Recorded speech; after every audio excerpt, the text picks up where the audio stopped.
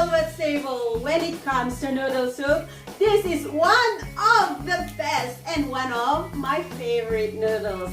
Alright, especially cold winter days and of course rainy days.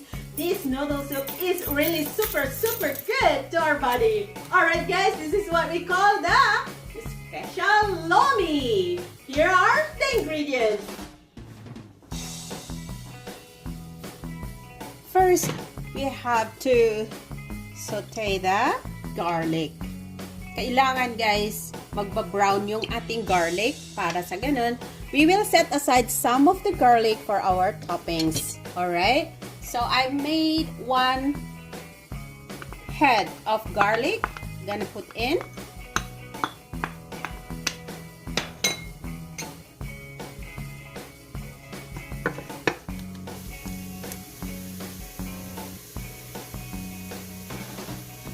Alright, so nagba-brown na yung ating garlic. We will set aside some of it. I will leave some for stir frying the meat. Okay, I add in the onion.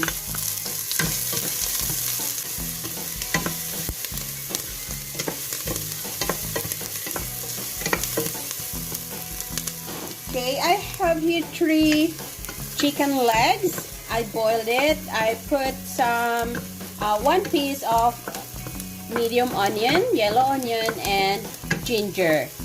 I will use the broth for our Lomi. Okay, so I'll add in. I remove the bone of the chicken leg. Alright.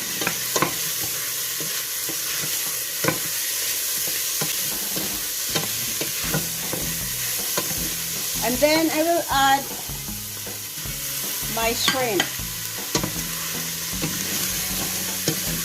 You can add also KIKIAM guys, or squid ball, something like that. Okay, I don't have squid ball right now, so I just add my shrimp on. Okay.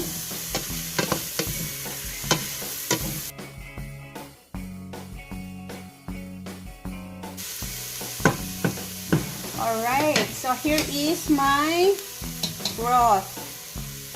I put here, okay, I add in and let this boil before we put the vegetables. Alright, so I put some ginger and onion.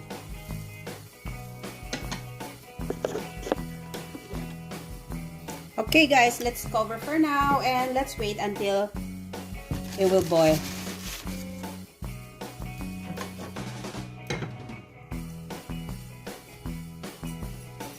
Alright guys, kulong-kulo na yung ating Lomi soup.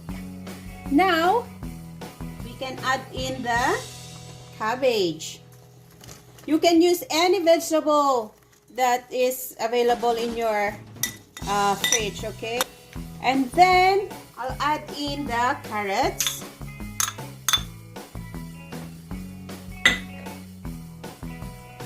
So, pwede na rin natin ilagay yung ating quail eggs. I have some quail eggs over here. And also, our Lomi noodles that I wash it. Alright, so since ilagay natin lahat yung ingredients, pakukuluin ulit natin siya.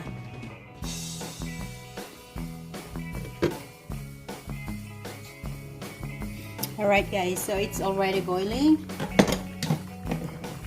Make sure to wash your Mickey noodles, alright? I bought the fresh one, so I just wash it and put it in to cook. Now I will add 3 tablespoons of soy sauce.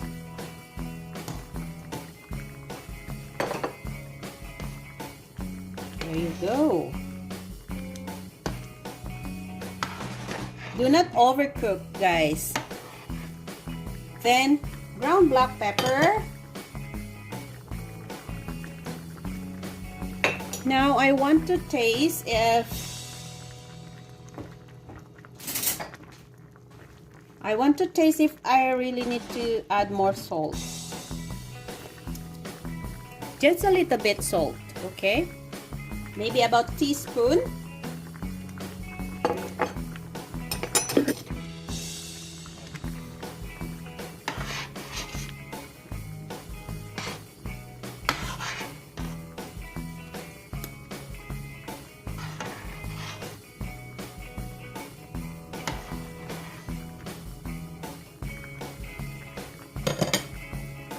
Then I have about 2 tablespoons of cornstarch here with about 4 tablespoons of water. This is the one we use to thicken the soup. Alright.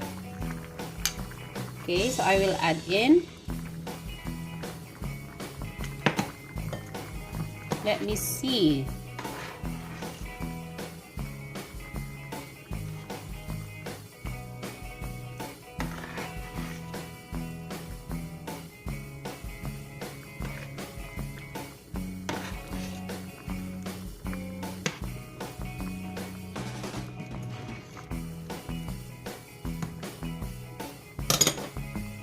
I think I need to put everything, okay?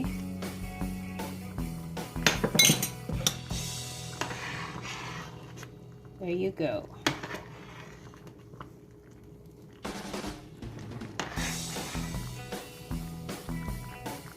Now I have 2 large eggs.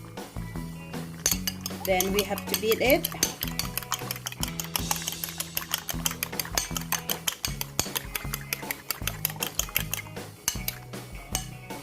And we will pour over the lomi like this.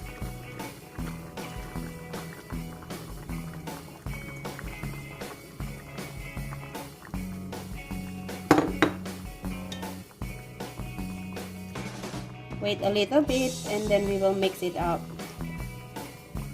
There you go. Look at that.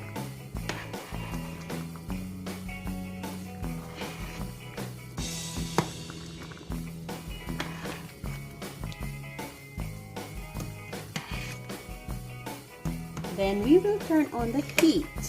Turn off the heat. There you go, guys. Our lomi is now ready.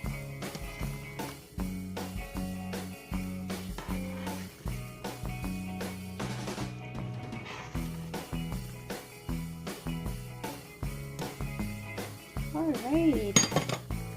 You may add also chicken liver or any squid bowl or something like that to your lomi. It's up to you, if whatever you want. Alright guys, you can use calamansi or lemon or lime, okay? Now I will put on top is the garlic that I fried earlier. There you go, to top it. And also a little bit of green onion. There. Okay. Sarap nito, guys. Oh, we can use chopstick as well, right? Alright guys, here it is, our special lomi. To all my subscribers, thank you so much. And if you are new to my channel, please don't forget to click on the subscribe button and the notification bell so you'll always be updated every time I post a video in my channel. Thank you so much everyone. Until next time again, enjoy your lomi.